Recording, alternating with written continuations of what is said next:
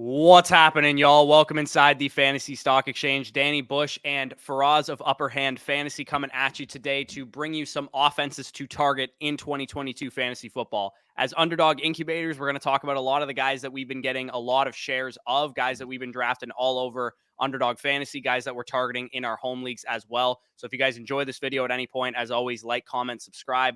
Faraz, welcome to the channel. First time you've been on here. We'll let you introduce yourself to the people. For sure. First of all, I really appreciate you guys having me. This has been I think we've been trying to do this for a little while now, and I've been a big fan of you guys' channel and the content you guys put out, and you guys are great guys too. So I've been looking forward to this. So yeah, I'm Faraz. I run Upper Hand Fantasy. Really got my start on Instagram for the most part, which is not like a traditional place fantasy football content has been put out on, but have a great community on there. If you guys check out my Instagram at Upper Hand Fantasy, you guys will see that like there's a really good community, a lot of good content, being put out over there. Analysis on my Instagram stories, that sort of thing. So it's like a whole little ecosystem there. But yeah, so if you want to check me out at all, like that's probably the first place to find me. Yeah, and he also has a YouTube channel if you guys want to check him out over there as well. But with that being said, we're going to get right into this right after, as always, we got to hit the intro.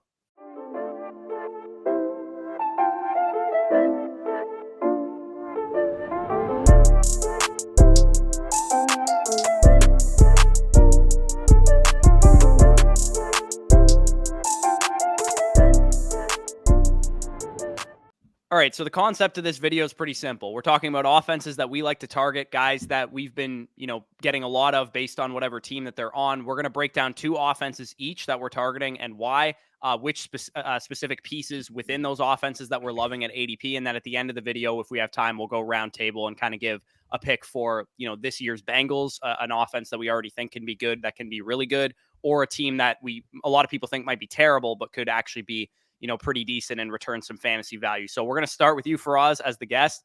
Who is the first offense that you have been, targeting just a bunch of?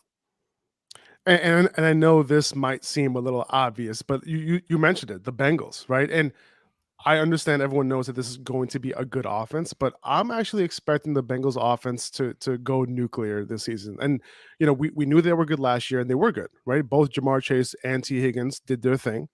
But I'm expecting even more this year. And I want to highlight two particular things, and that's their pace of play, and that's their situation neutral pass rate. Okay, the Bengals were the fourth slowest offense last year. They were also near the bottom of the league in situational neutral pass rate. So, but still, like Chase and Higgins were still able to finish as top 12 options in fantasy points per game. Their situation neutral pass rate, it started to go up as the year went on. It went up from like 50% to 55% from September to December. So nothing too crazy, but they yanked that all the way up to 70% during the playoffs. So they were extremely pass first during their Super Bowl run, right? And then when you look at the pace of play, as the season moved forward last year, they did start to get faster. And when you look at what Zach Taylor, the head coach, did when he first came to the Bengals, their pace of play was top 10 in 2019, top 10 in 2020.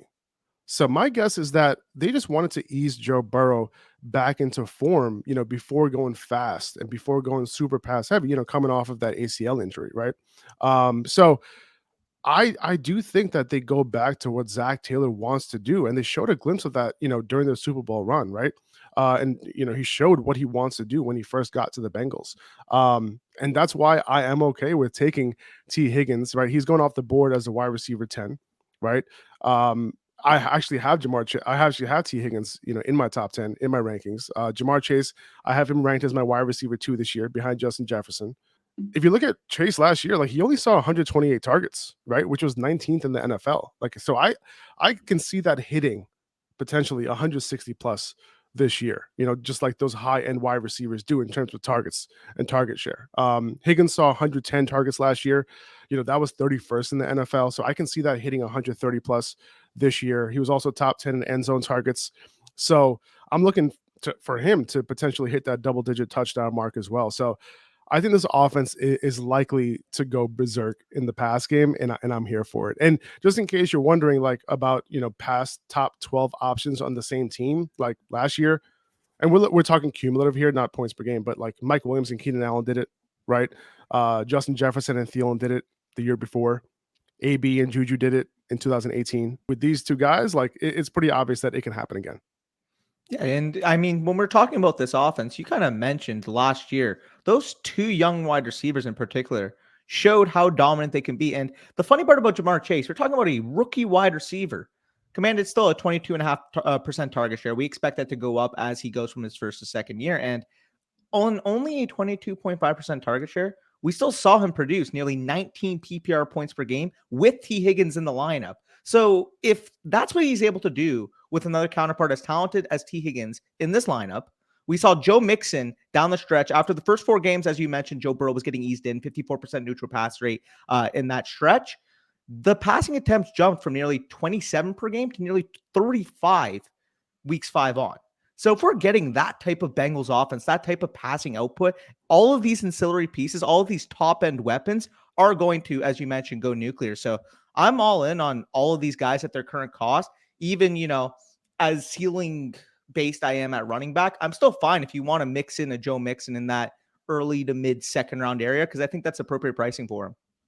Yeah, and I mean, his value is going to come from touchdowns just like it was last year. We know Higgins and Chase, if the pass rate, like you kind of alluded to, goes up this year, which I've made connections to that and correlations to Josh Allen once he took a step forward as a quarterback. They gave him the keys to the kingdom in Buffalo, and their pass attempts went from, a run-heavy offense. They go out and get Stephon Diggs. Suddenly, they're throwing the ball 600-plus times per season. I think we're going to see the exact same thing out of the Cincinnati Bengals. So I'm 100% with you on the Bengals being an offense that is not only good, is not only a top 10 offense, but potentially could be the best offense in the entire league this year.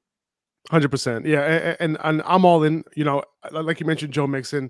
There is a potential that, obviously Joe Mixon comes off the field in obvious passing situations for Samaje Perine, Chris Evans, maybe. But there is a possibility that if they are throwing more on early downs, that Mixon is running routes, and potentially can get some extra check downs and maybe can hit 50 receptions, 55 receptions, not with a change of role, but with a change of offensive identity. Well, to that point, we saw in those first 4 games I alluded to 2.25 targets per game. That rose to 3.25 targets per game once the Bengals adapted to the pass first mentality that we saw down the stretch. So, I mean, I can fully see it. If Mixon does see that slight uptick with the passing rate going up for the Bengals, I mean, we could be looking at a guy who can near that 20 point per game upside that obviously we're craving when we're taking a running back as early as we are in our drafts. Yeah. Totally. So, Danny, we'll move on to you. What is your first offense that you've been targeting nonstop in drafts so far? Yes, and this one's going to sound weird because a lot of the viewers are going to hear this team and be like, well, one of your biggest fades is on this team. Like, how are you still all in on this team? Well, I love the Minnesota Vikings this year. I love what they've done in this offseason, hiring Kevin O'Connell. I love the personnel that they have at hand, aside from the opportunity cost that you're currently paying for Dalvin Cook. I'll get into him in a little bit, why he kind of reminds me a little bit of the 2021 Ezekiel Elliott case.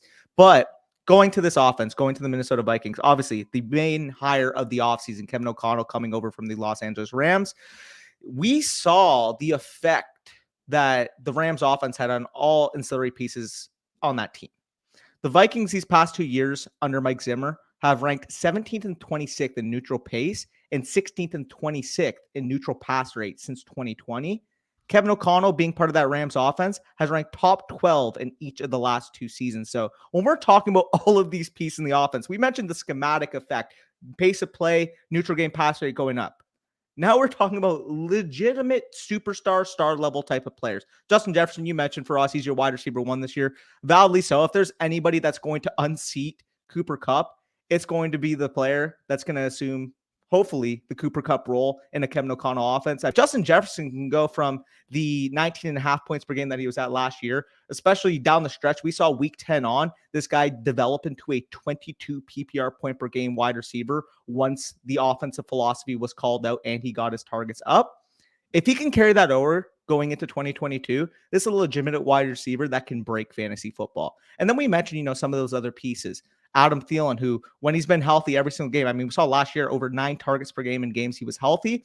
Current 6th, 7th round price on forward, especially getting exposure to this offense. And you're mentioning some of the cheaper pieces, a guy like KJ Osborne, who not only performed in his snaps on his own right, but as we know, tied to Adam Thielen's health. If Adam Thielen does miss time, KJ Osborne, I think, has the talent to be able to assume that wide receiver role. And ultimately, with Irv Smith coming back from the torn ACL that he suffered last year, maybe we can see him develop into the tight end one that we projected for him 2 years ago. So love all those pieces. The reason, again, I'm more pessimistic on Dalvin Cook is obviously, as we know, if I'm taking a running back in the first 2 rounds, I want to project 20 plus PPR point per game upside. And with Dalvin Cook's inefficiency last year, with the significant, issues that he's been dealing with the drop in play that he was dealing with last year, I'm a little bit more pessimistic on his outlook comparative to some of the breakout candidates in that range. So aside from Dalvin Cook, all in on this offense, willing to invest in them on their current prices all day, every day.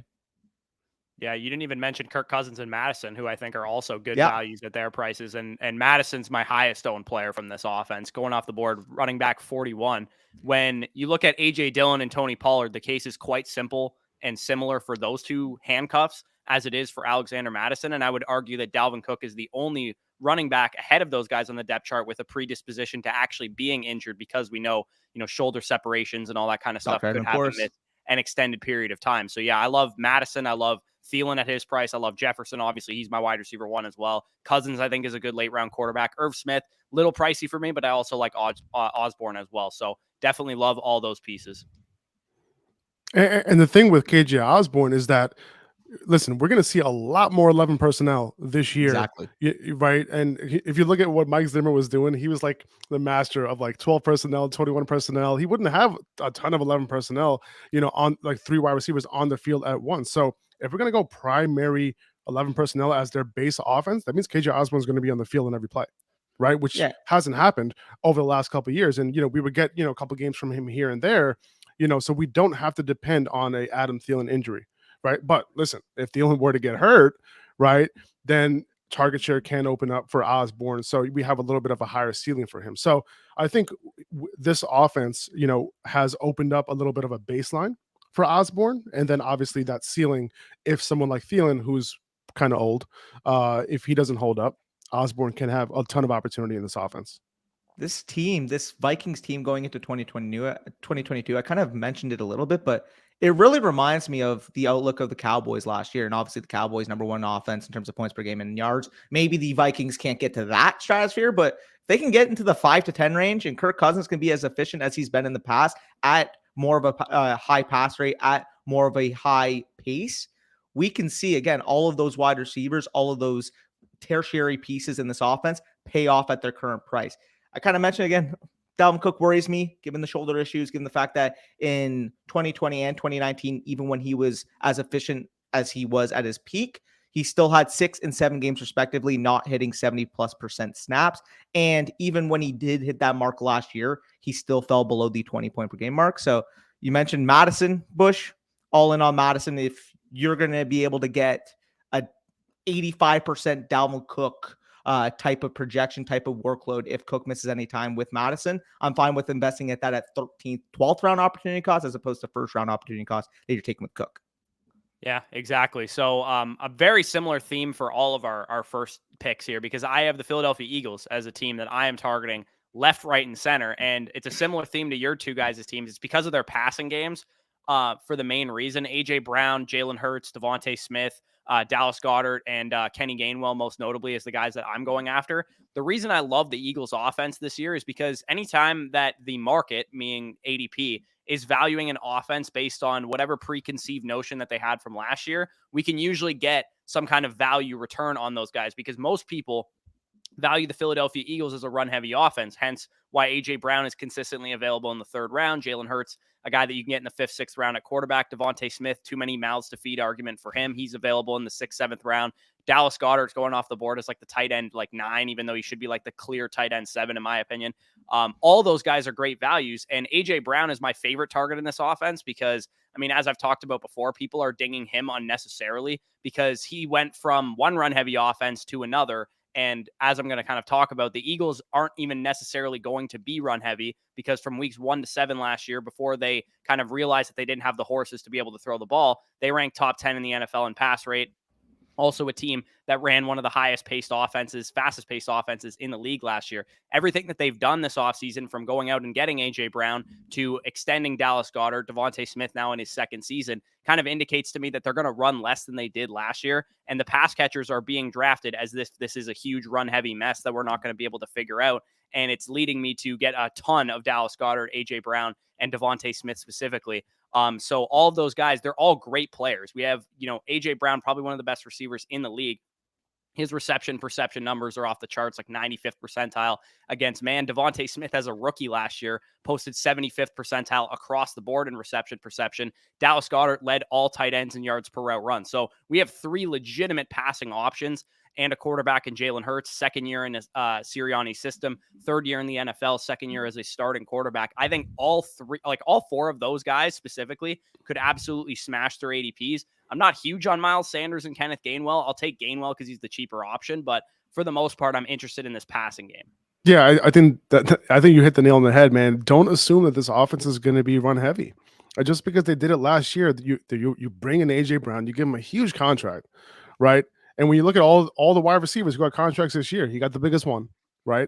And what they brought him in to continue being run heavy? No, I don't think so. And the fact that you brought in, what they were doing early on in the season where they were extremely pass heavy, which also, by the way, allowed Jalen Hurts to scramble more because there were more dropbacks, right? More dropbacks, more fantasy points, more rushing yards for Jalen Hurts. And you mentioned AJ Brown, man. Yards per route run, and you mentioned yards per route run for Dallas Goedert. And it's a very sticky stat, right? Especially for wide receivers. So AJ Brown was top 6 among all wide receivers in yards per route run each of his 3 years in the league, including his rookie year. Okay. And he was right near that 2 yards per route run threshold, which indicates an elite wide receiver, especially if you're doing it every single year. So, a lot of people are concerned with his inconsistency, with his injury history, that sort of things, but he only missed 6 games in his 49 regular season games that he's played. So I'm all about it, man. There's going to be a year where AJ Brown is the overall wide receiver 1. Right, it's gonna happen. The dude has a talent. He's gonna break fantasy at some point, and I'm taking shots on guys like that. Yeah, and the funny thing about AJ Brown, you kind of mentioned, like, there's a lot of pessimism around him. Like, oh, he can't stay healthy. Oh, is he going to be the same player in Philly like he was in Tennessee? I mean, whenever he is fully healthy and on the field, he has shown, as you kind of mentioned in terms of yards per run, how dominant he is. So last year he played 13 total games. Everybody kind of views it, he was going on the 2-3 turn, only produced about 14 PPR points per game, wide receiver 28. Was disappointing. I'll give you that across the season. But when you actually look at the games that he was fully healthy, and the 10 fully healthy out of the 13 games total he played, this was still a player who got 16.4 PPR points per game, wide receiver 11, and commanded a near 30% target share in the games he was healthy in. So when we're looking at this situation, we get a explosive, uber efficient player that has shown the ability to command targets on what was already last year with Tennessee, one of the most run heavy teams in the league. But we're pessimistic on a potential quarterback upgrade, on a potential upgrade on offense, because the Eagles last year down the stretch were running the ball a lot, even though, as Corey said as well, they were wanting to throw the ball at the beginning of the year, but did not have the adequate weaponry to be able to do so. Adding A.J. Brown to this team is a huge difference. And for all the jerseys hanging in my background, for me to be saying this about the Philadelphia Eagles, you have to know there's some validity there. Yeah, exactly. And speaking on the yards per route run thing, I tweeted this out today because I thought of like a way to make yards per route run a little bit more of like an accurate statistic. So what I did with yards per route run was I multiplied it by catchable target percentage to see if there's any bias that we can eliminate from quarterback play in yards per route run. And the results were pretty insane because number 1 in yards, a true yards per route run is what I'm calling it, was Cooper Kupp, who was the wide receiver 1 overall. Devontae Adams was number 2, who was a top 3 wide receiver. Deebo Samuel was number 3. Antonio Brown, who was a top 8 wide receiver in points per game, was number 4. Justin Jefferson was number 5. Jamar Chase was number 6. T. Higgins was number 7. And then A.J. Brown was number 8. So those dudes, when they're on the field, they have the ability to be productive and be very efficient on whatever target shares that they end up carving out. And we know A.J. Brown set a career high in target share last year, even despite, some of the injuries that he was playing through. I love it. I think this is a great offensive target. Take advantage of any past narratives and just target these guys, especially in the pass game here, because everyone's assuming that this pass game is going to be neutralized. Absolutely. But for us, take it away with your second team to target, second offense to target, and one that is seeing some suppressed ADP given some movement in this offseason. I'll let you take it away with the Kansas City Chiefs. Yeah, and I know I'm picking two obviously good offenses here, but listen, I think there's a little nuance here, a little nuance behind it, okay, and because of the fact that there are so many weapons on the Chiefs offense who are affordable, I think it's a good one to target, right? And I don't necessarily think there's a guy on this team in terms of like skill position, like outside of Travis Kelce, who I'm like pounding the table for. But Juju is being taken as a wide receiver 25 in the fifth. Sky Moore is being taken as a wide receiver 47 at the 8-9 turn. So you don't have to spend a premium pick on guys who have a pretty good chance at like massively outperforming their ADP, by a significant margin. And we have to acknowledge their ceiling, right? So I'm not saying grab Juju at wide receiver 25 so he can finish as the wide receiver 20, right, in points per game. Like I do think that the upper range of possibilities for Juju is high-end wide receiver too. Given his quarterback, given his competition at the position, I think that's in his range of outcomes. I don't have him ranked that way, but I think that, kind of looking at the range of outcomes, I think it's very possible. Now, if you're not comfortable taking Juju, Sky Moore is the perfect pick. Okay. He's looking good in camp. He was one of my favorite prospects coming into the year. He can be a top 24 wide receiver when it's all said and done this year. And he's going off the board as a wide receiver 47. Okay. So these guys have Patrick Mahomes as the quarterback, so they can be elevated.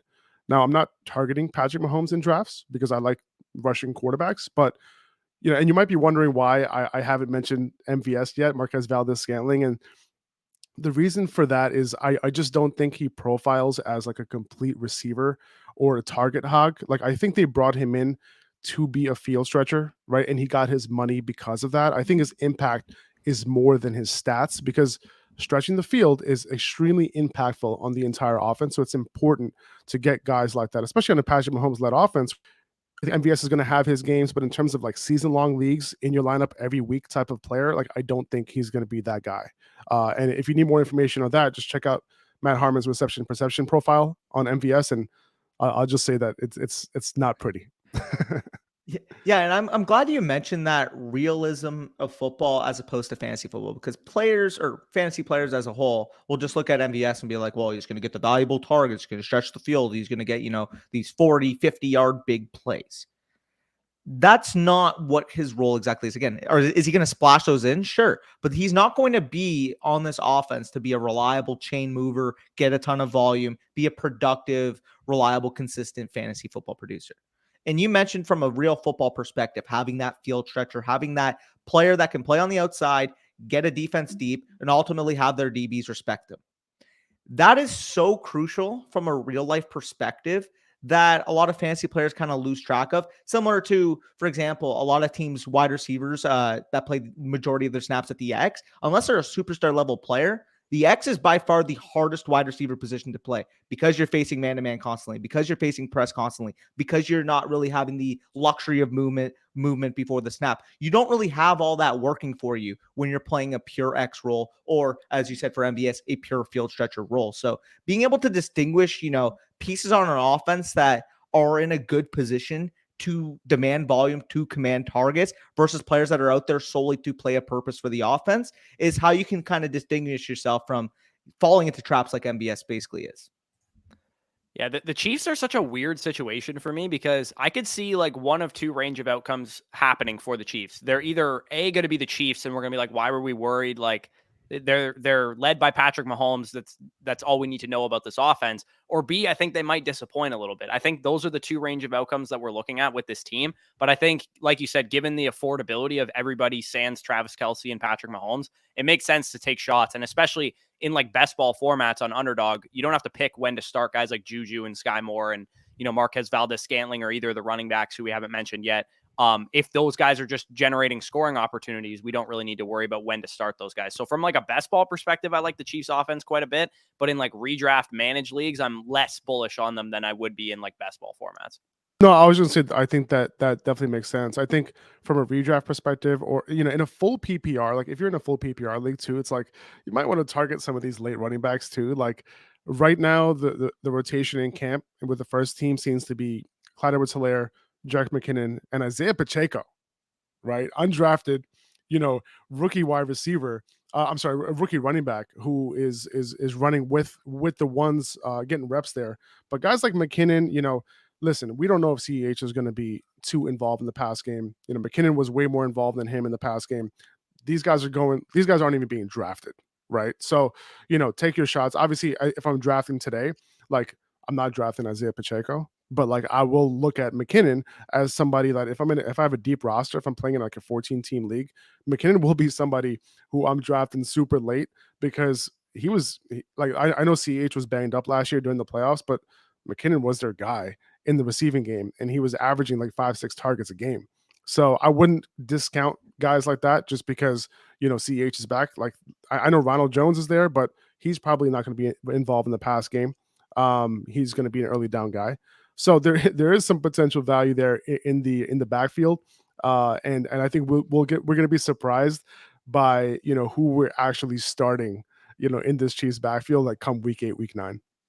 Yeah, and just for the record, you mentioned Sky Moore. I mean, it's so weird right now, specifically on Underdog ADP, where I feel an ick every time I'm in the round 6 to 7 wide receiver range. But as soon as I get to the rookie wide receiver range, is what I coin it, where you get your Sky Moores, your Chris Olaves, your Garrett Wilson's in that round 8 to round 10 range.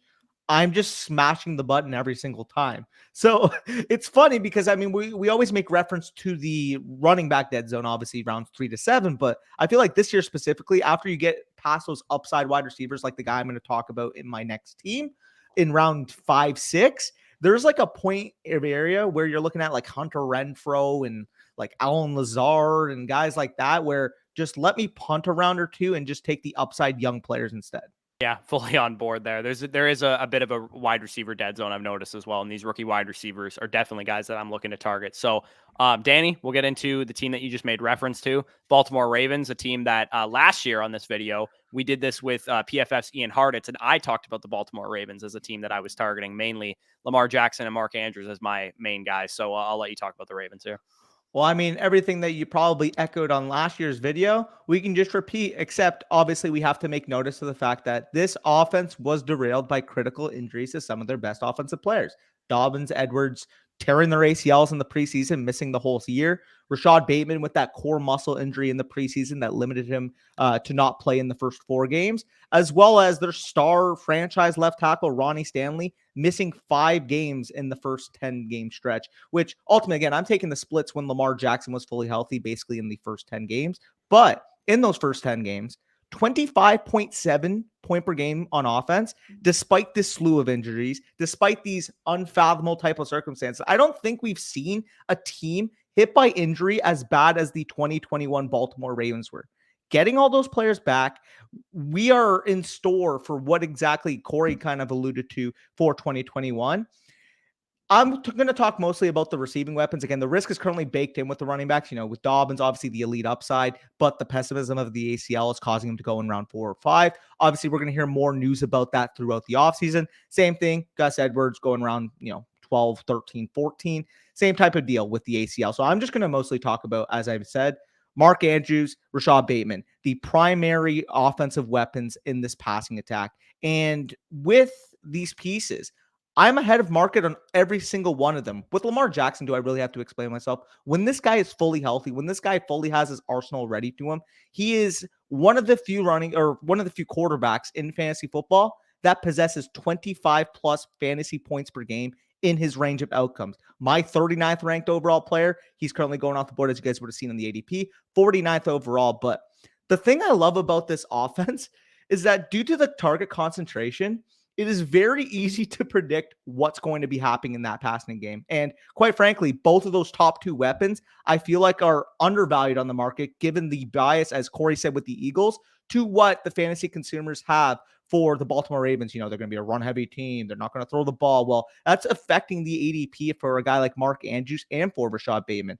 Mark Andrews, coming off as dominant of a season as he did, and people might allude to, he was more productive with Huntley, was still a 16 PPR point per game scorer when Lamar Jackson was on the field, is going off the board as the 21st overall player.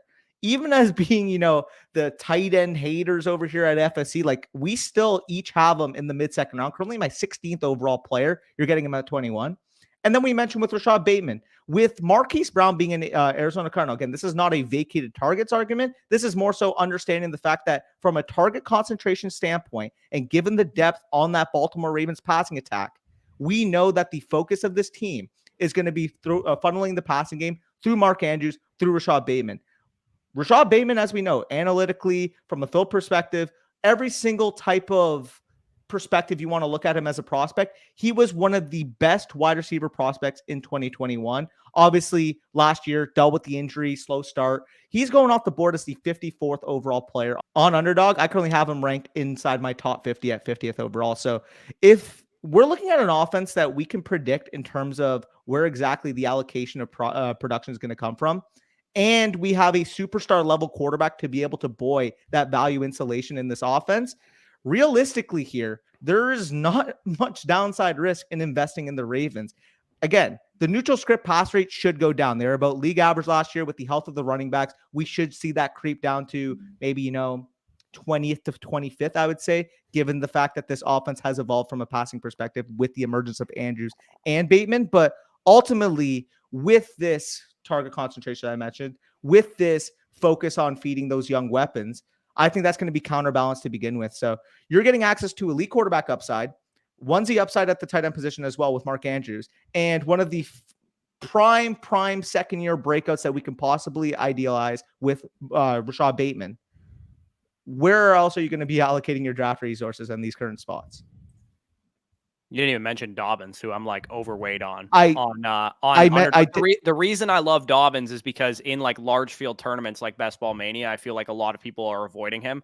But realistically, you're shooting for the gold in those type of tournaments, and that's why I love Dobbins where he currently goes, because people fade him, until around 5-6 range. And I think just from like a spike week potential, the touchdown upside of that offense and how effective the running backs have been. We had 32-year-old Mark Ingram rushing for like 5 yards per carry a couple of years ago. I think Dobbins, assuming he's healthy, is going to be another huge contributor to this offense too.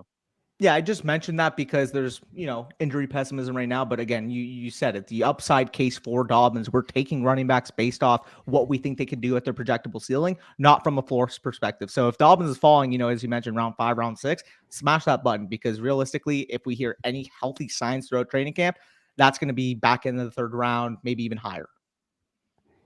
All right, guys, the Love Fest is over. All right, the Love Fest is over. We've been agreeing on everything. All right, it's over. All right, listen, I'm all in on Lamar. I'm all in on Rashad Bateman.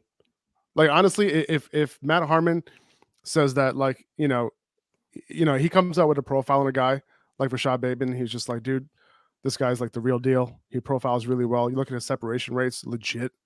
So, hey, man, Matt, like, I agree. I'm with you. You know what I'm saying? So I do like him a lot this year. I think he could potentially take that huge step forward. I'm not necessarily projecting, the type of target share that Hollywood got.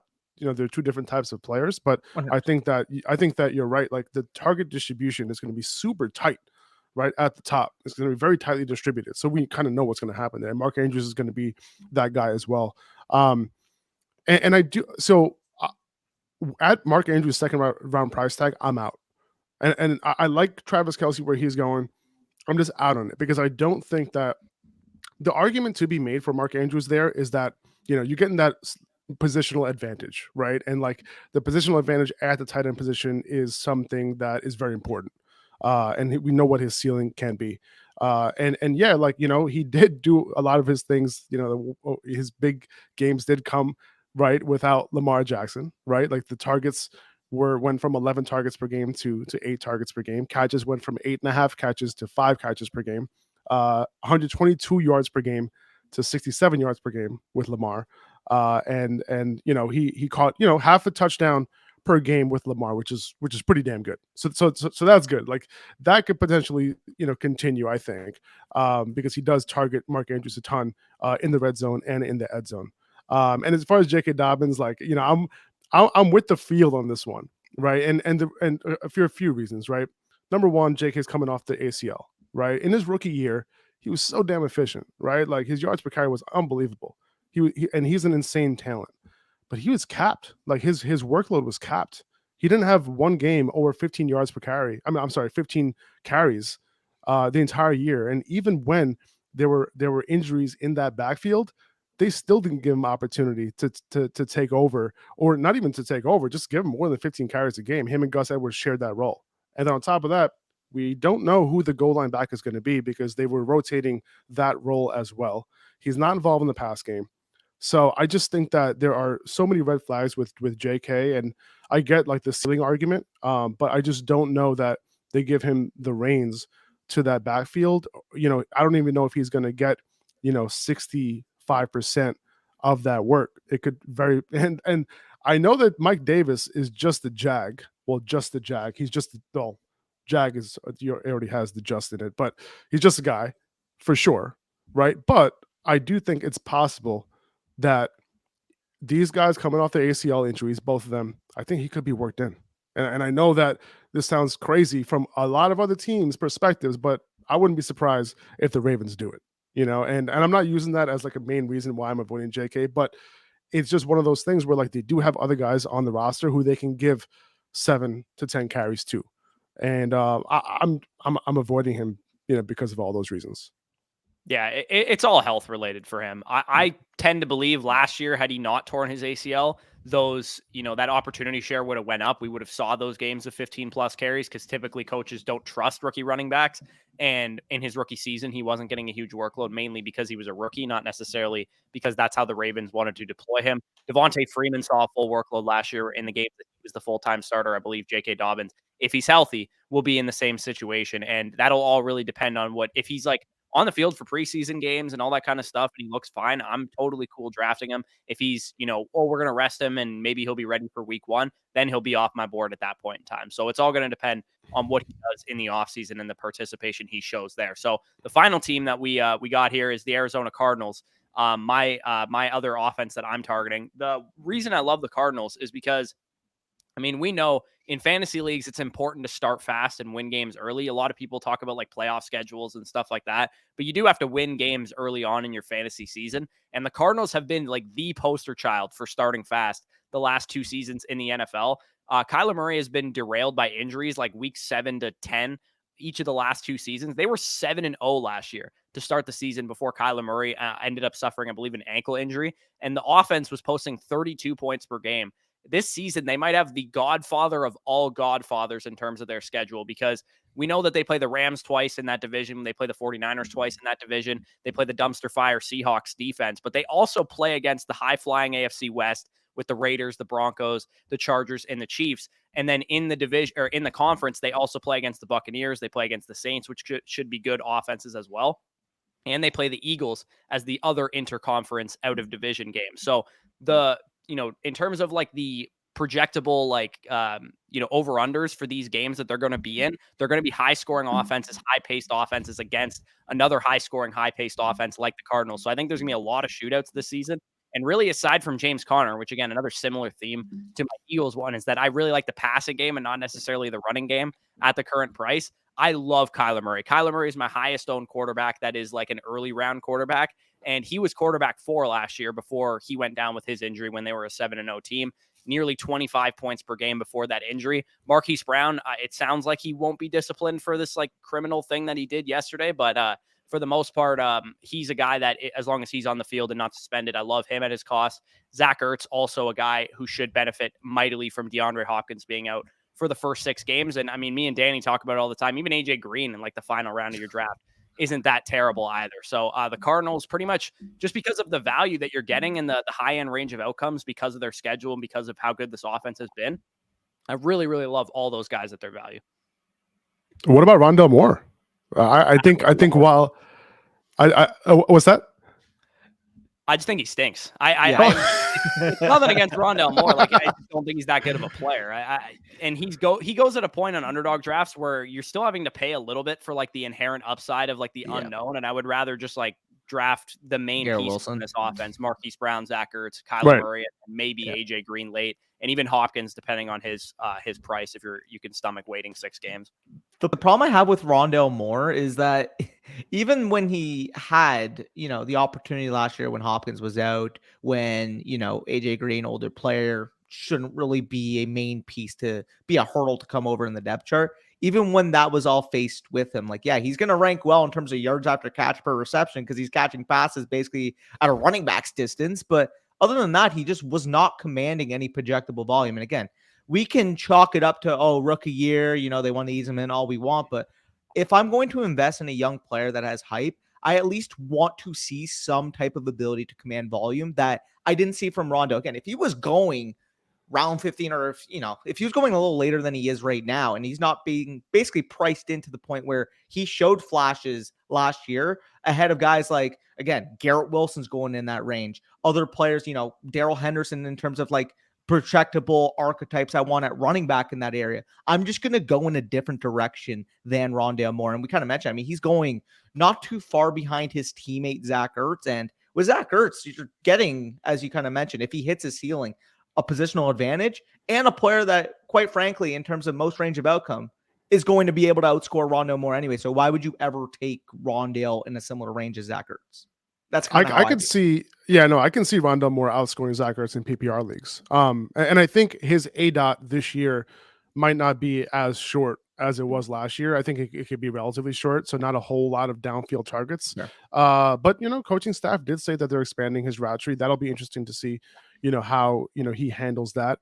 But Christian Kirk, I think, was the guy who was simply in his way last year. Like, Rondale Moore is not going to play on the outside. I actually think it's going to be DeAndre Hopkins and Hollywood on the outside, because Hollywood has proven to be able to win on the outside. I think AJ Green would be the odd man out in 11 personnel. So I think in 11 personnel, AJ Green might be the guy who ends up rotating there. So I think Rondale Moore would be the primary slot for the most part, because at the end of the day, it's like, you know, you look at all the receivers there, like, I don't think that they rather have AJ Green on the field than Rondale Moore. And you might disagree with that, but I think I think what the ideal 11 personnel scenario is here is Hopkins on the outside, Hollywood on the outside, with Rondale Moore in the slot. So I do think that Kirk, you know, was in his way. Now that he's gone, I think Moore is going to be on the field on almost every snap in the slot with Kirk gone. You know, whether Hopkins is playing or not, right? So so his usage rate was actually pretty high last year. They were using him at the 7th highest rate in the league in terms of percentage of snaps with a carry or a target. 19.6% of his snaps he got an opportunity on. So, and that's big names on that list, right? Antonio Brown, Cooper Kupp, Tyreek Hill, Devonta Adams, AJ Brown, Deontay Johnson. So they wanted to use him. I think they were itching to get some more opportunity. And you know, obviously, you know, Kirk was there, AJ Green was there, Ertz was getting some opportunity, their fair share of targets when Hopkins was out. So I think, you know, with Kirk gone, I think Moore can potentially get more targets than we think he will, and more opportunity on the field than a lot of people think that he will. You're talking me into him a little bit, because I actually thought Marquise Brown was used primarily as a slot receiver with the Ravens last year. It was only 18% of the time. For some reason, I thought he was like a 50% slot guy. So it's possible that he's just, you know, on the outside. And especially for the first 6 games when Hopkins isn't out there, like, there's no reason why Rondale Moore shouldn't be on the field for those, because it should be Hollywood and AJ Green on the outside and Rondale in the slot to start the season until Hopkins at least gets back on the field. And then maybe they'll, you know, get a little bit more creative with their receivers. But the Cardinals are like notoriously the least creative team with their receivers. They put they put Hopkins on the outside, on the left side of the field, and they don't move him. And they put AJ Green on the right side of the field and didn't move him. Christian Kirk in the slot and didn't move him. So it's possible that Rondale slot and he doesn't move. Which is one of the reasons why I believe that Cliff Kingsbury is overrated. Yeah, he's pretty trash as a coach. Yeah. So let's before we run out of time here, let's go around the horn real quick, like a minute long, and give us a sleeper offense. Faraz, we'll start with you. Yeah, it's the Saints for me. You know, I think this offense is very capable of putting up a ton of fantasy points. So if you allow Jameis to sling it, you know, I think he can have the opportunity to potentially produce a ton of fantasy points for his weapons. I think they have an underrated fantasy wide receiver core there, right? Jameis Winston, Chris Olave, Jarvis Landry, and I think there's a ton of opportunity there in terms of ADP as well. Yeah, I love Michael Thomas. I talked about him as like one of my biggest like bounce backs, and we'll have to see what happens with Kamara from like a legal perspective. But I think he could be a huge value if nothing happens, which it sounds more and more likely. Like, it's not going to be something that he gets suspended for, might linger into the season, but not necessarily something he gets suspended for. Yeah, But no, I'm glad you mentioned the Saints, because if you hadn't taken them, I would have taken them as well. Because we did see when Jameis Winston was under center that this was an offense that could support production. I mean, just last year alone, when Jameis Winston was the starting quarterback alone, let's just talk about for Alvin Kamara again. Obviously, with Michael Thomas back, Chris Olave added to this offense is going to probably itch its way into maybe potentially top 15, top 10-ish type of range, because I do think that's in the range of outcomes for this team. Alvin Kamara solely. Last year, in games that Jameis Winston was the starting quarterback, 19.7 PPR points per game. In games that Jameis didn't start, 16.2 PPR points per game. So we did see the drop off there. This offense as a whole, when Jameis was on the field, 25.2 points per game scored, 18.9 points per game when Jameis Winston was not off the field or not on the field, tore his ACL. They had, that log jam, Taysom Hill time, whatever we want to call it. That was just a mess. But with Jameis Winston fully expected to recover back, with this offense fully set to have their key pieces back, I expect them to be returning closer to that first 7-week status that they were at. Maybe, they don't hit 25 games or 25 points per game, because that was still a smallish type of stretch, but they're going to be a capable offense. Yet the market is currently pricing a lot of these guys closer to their floor, given the uncertainty around the situation. yeah, Yeah. Michael Thomas at wide receiver 32, Chris Olave at wide receiver 44 in the 8th round, and Jarvis Landry as a wide receiver 63 in the 12th round. So there could be some serious value here. All three of them could potentially beat their ADP by a good margin. Yep. Yeah, Nick Underhill's talked about how they might unleash Jameis a little bit more and be a little bit more pass heavy than we saw at the beginning of last year. So, Danny, who Yeah. you got for a sleeper offense?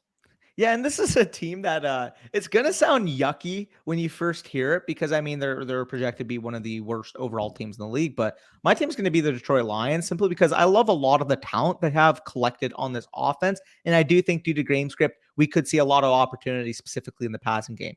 DeAndre Swift, one of my favorite anchor running backs that is available in the first 2 rounds. We did see last year, this was a near 20 PPR point per game score prior to that week 12 Thanksgiving injury against the Bears, who was commanding over 6 targets per game. This is a 3rd-year breakout candidate if we have ever seen one. I think that if he gets the usage that we saw last year and potentially dips into Jamal Williams' usage going into his 3rd year, still a 23-year-old young player, we could see him become that next top 5 overall pick in fantasy this time next year. We kind of mentioned the other pieces. I'm not a big fan of the middling tight ends, but I do think Hawkinson's range or Hawkinson's value is appropriate in terms of where he's ranked amongst them. And then we get into my favorite pieces. Amon-Ra St. Brown. If anybody's going to have the upside case to eventually, surpass, get into that Robert Woods type of area, that Robert Woods role that we've seen in the past, being that slot, being that yards after catch type of guy, Amon-Ra St. Brown can absolutely play that role. And quite frankly, I just am like investing in rookie players that showed, even obviously situation aside, last year, people are going to point to all the targets were down. I don't care if the targets were down last year. I don't care if Hawkinson was out of the game, Swift is out of the game, yada, yada, yada. You're not drafting Amon-Ra St. Brown based off the pace that he did last year. But the fact that he was still able to show a sample size of production where he was a legitimate 20 plus PPR point per game score is exciting to me. You're getting that in the 7th round. Obviously, again, you're not expecting that to happen next year, but knowing that from a talent perspective, from a volume commanding perspective, it's still shown on the field. What is the downside risk to investing in, again, an upside young breakout 2nd round or 2nd year wide receiver like Amon-Ra St. Brown put on display this past year? St. Brown has established that he can be a good player when he gets opportunity. That's it. Exactly. Like that, for me, like a lot of it, I mean, there's a more nuance to that statement, but like that is like a basis to a lot of my analysis, right? When it comes to these type of players, like Elijah Moore is another one of those guys going in that same range where, and we weren't supposed to talk about the Jets, I'm sorry. But like, those guys, like that archetype of guys who, do show ridiculous ceilings in their first year.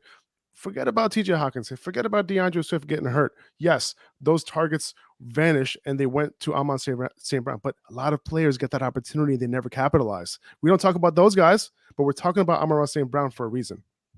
Yeah, Targets are Jalen Reagor had so much no target competition his rookie season. He did absolutely nothing with it. At least Amon-Ra, and we had the same exact discussion about Brandon Ayuk last year when Kittle and Debo were out, and we saw him produce, and everybody's like, "Oh, well, those guys were off the field," and it mattered because those guys are great players, obviously, but they're not. Hawkinson and Swift are not Debo and Kittle, so I'm not nearly as worried about Amon-Ra. So I love that call there. I also like Chark as like a late round dart throw in best ball, especially. And the one thing I just want the audience to bring home, targets are earned, not given. You mentioned Jalen Reagor. You mentioned all these other players that have had an opportunity to earn volume, to earn targets, that simply were unable to do so. So we're going to dock the first year, fourth round wide receiver that was able to, once he was on the field, command not only great volume for a rookie, elite volume across the NFL. He had like a 30% target share for like 6 games in a row. It was ridiculous. He was scoring over 20 PPR points per game. Yeah, exactly. So the final team that I think is like a good sleeper offense, and it kind of goes more to Faraz's point of his Bengals and Chiefs calls. The Raiders, to me, have a chance to be a special offense this year. So they're not necessarily like a sleeper offense, as in like nobody knows that they're going to be good. I just think they have the ability to be one of the best offenses in the league, and I don't think people give them credit for actually having that type of ceiling. We know Derek Carr is a good quarterback. Derek Carr only threw like 23 touchdowns last year. You think that's going to change with Devontae Adams coming into this team, with Darren Waller actually healthy this year and Hunter Renfrow still doing his thing? I think those 3 guys have a chance to be really good this year. Renfrow maybe not quite as much because he's behind those other 2 dudes in terms of target competition, but I think we could see Darren Waller's career season this year, especially from like a touchdown perspective, because Adams demands so much attention in the red zone. I think that Waller could have like an outlier 10, 12 touchdown season. And of course, we know how good Adams is. I also think Jacobs is like a sneaky candidate to rush in 15 scores this year. I'm not a huge Josh Jacobs guy, but I think once he falls to like the 5th, 6th round, I'm okay with him at that point. We have Derek Carr coming off of a 4,800 passing yard season with Devontae Adams on this offense, with Darren Waller now healthy, with Hunter Renfrow operating in the slot, Josh Jacobs on the final year of his deal. This offense could legitimately be one of the best 3 to 5 units in the league. This might surprise a lot of people, but Josh McDaniels has actually been running a pass-heavy offense for majority of his career. There have been only 4 seasons, and obviously he's been with Tom Brady, but there have been only 4 seasons in his 16 seasons as either offensive coordinator or head coach where his offense wasn't top 12 in pass attempts per game. And surprise, for those 4 seasons, without Tom Brady, we're without Tom Brady, or without at least playing a full season with Tom Brady. But I think they're going to move to a pass-heavy offense. They got the weapons, right? Hunter Renfrow, Devontae Adams, and Darren Waller. Like, you're going to have like a bunch of guys, who are going to get a ton of opportunity, and guys like Hunter Renfrow, who proved to have a higher ceiling than we thought he could have, can potentially be a value. Like, I have a feeling, even though I'm not targeting him a ton, I have a feeling that like we're sleeping on Hunter Renfrow a little bit. Just because like he did his thing last year, but like, all right, well, Devontae's here, so Hunter Renfrow is going to be pushed off to the side. But at the same time, we've seen all of these slot wide receivers kill it in the system. So it's like the signs are there, but we don't want to fully admit it, and myself included, to be honest. I just will say right off the bat too, the market has somehow cooled on Devontae Adams to the point where he's going off the board at the 11th overall pick. This is my 6th overall player. Like, this is a mid 1st round pick to me. Yes, the target competition is there. Yes, he's losing that rapport with Aaron Rodgers, but I'm going to bet on the best wide receiver in football in an offense that, as you kind of said, is going to have a pass first approach. As much as I loved the Packers in terms of the dominance of targets that Devontae Adams had, in terms of an actual pace of play perspective, in terms of an actual neutral pass rate perspective, out of the elite quarterback teams in the past few years, Green Bay was absolutely not up there. Aaron Rodgers was so great on limited volume because he was so damn efficient. Now we're getting a potential volume uptick going to the Raiders. Yes, Derek Carr is not Aaron Rodgers, but Derek Carr is a damn good quarterback. And if you're getting Derek Carr, 600, 650 passing attempts in an offense with freaking Devontae Adams, like, yeah, sign me up. I'm all aboard. Yeah, 6 games against the Chiefs, Chargers, and Yeah. Broncos as well. That they're going to throw the ball on that team. So I really like the Raiders as well. So Faraz, thank you for joining us. As always, if you guys want to check out Faraz's stuff, he plugged it at the beginning. Upper Hand Fantasy on Instagram, Upper Hand Fantasy on YouTube. His Twitter will be linked on the screen as well if you want to go check that out. So make sure to go check out everything that he's doing. If you guys enjoyed this video, leave a like, comment any of your thoughts down below as well. Subscribe to the channel if you are new. If you want to take some of this advice straight into action, go get some team stacks going with some of the teams that we talked about. Underdogfantasy.com, using promo code FSE at sign up and first deposit. You'll get 100% back on whatever you put in, and you'll also get our dynasty and redraft rankings manifestos totally for free. So you can put in 10, 20 bucks on Underdog, get 100% back on whatever you put in, and get our rankings for the length of the off season for free to get you ready for your home league drafts, get yourself sharpened for those drafts that you're looking forward to the most. I know that's why I use Underdog the most. It's definitely the best place to get practice for your draft and win some great prizes in the process. So again, thank you to Faraz. We'll be out of here. Peace out. We'll talk to you soon.